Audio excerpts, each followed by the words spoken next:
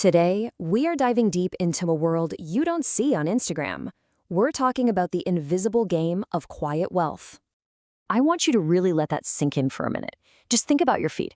It's all flashy cars, designer labels, extravagant trips, right? It's a nonstop performance. But what if that whole show, the game you see, isn't the one that's actually being won? And that's the big secret, isn't it? While some people are out there performing wealth, the ones who are actually building it are playing an entirely different game, a quiet one. So let's break down the rules and the mindset you need to win. All right, the very first step here has nothing to do with stocks or savings accounts. Nope, it's all about a software update for your brain. We've got to uninstall what you could call your scarcity programming. You know that little voice in the back of your head? The one that whispers, there's not enough, so you better grab what you can right now. That's it. That's what drives that urge to blow a bonus the second it hits your account, or to flex online just to prove you're keeping up. It's a mindset that's totally rooted in fear. Okay, so picture this. Two people get the exact same raise. The person with the scarcity mindset, they see it as this temporary windfall that's burning a hole in their pocket. But the person with the abundance mindset, they see that same money as a tool, another brick to lay in the foundation of their own financial freedom. And that's the real difference, right there. It's not about what you have. It's about control. It's making the shift from just reacting to your circumstances to becoming the active architect of your own future. You start focusing on growth, not just spending. So, if having an abundance mindset is like installing the right operating system, what's the engine that's going to power the whole thing? Well, it all comes down to something we can call the 2 marshmallow rule.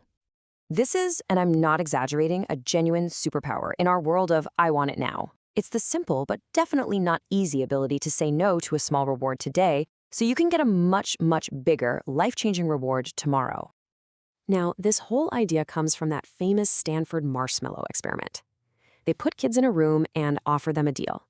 You can have 1 marshmallow right now, or if you can just wait a few minutes without eating it, you'll get 2.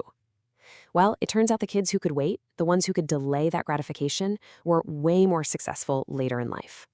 And in the real world, this is how that wealth gets built. Look, that $1,000 for the newest phone, it feels great today, for sure.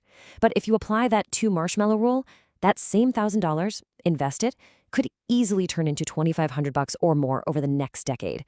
It's literally working for you while you sleep. You're not depriving yourself, you're buying your own freedom. Okay, so once you've mastered delaying gratification, the next level of the game is about protecting what you're building.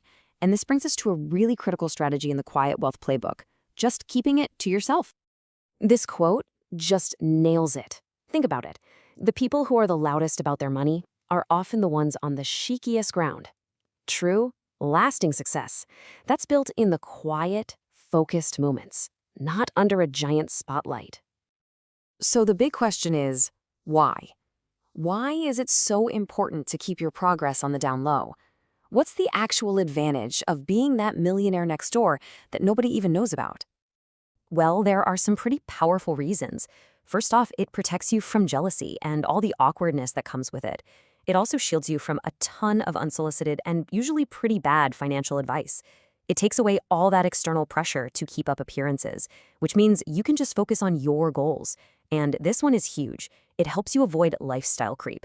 You know that sneaky thing where your spending just magically rises to meet every single pay increase? And all of this leads to the final and maybe the most important shift you can make. It's about fundamentally changing who you're even trying to impress in the first place. I mean, when you really dig down, that constant need to show off, to flex, it's all about getting that external validation. It's about buying stuff you don't even need to impress people you probably don't even like. You're just playing a game by somebody else's rules. You see, playing for that external scorecard, that's a one-way ticket to stress and anxiety. But when you switch to an internal scorecard, your satisfaction comes from hitting your own targets. The prize isn't applause from other people, it's freedom, it's control, and it's this deep sense of peace. Because at the end of the day, the goal here isn't just a number in a bank account. It's autonomy. It's the freedom to walk away from a job you can't stand, to bet on an idea you believe in, or to just build a life that actually aligns with your own values, not what society expects from you. So, after going through all these mindset shifts, from abundance to delayed gratification to playing for yourself, we get to a pretty clear choice. This is your next move in the game. And the choice really is this simple. You can chase the short-term high of being loud and, let's be honest, often broke, or you can earn the long-term, unbreakable reward of being silent and free. Always remember this. Their power doesn't come from what they're showing off. It comes from the options they've quietly built for themselves behind the scenes. They're not playing for the crowd. They're playing to win the whole game on their own terms. So I'll leave you with this final question, because this isn't just theory. It's about what you do next. What is one small step, one quiet habit that you're putting into place right now to start playing this invisible game? Have a think about it, because the first brick in your silent empire can be laid today.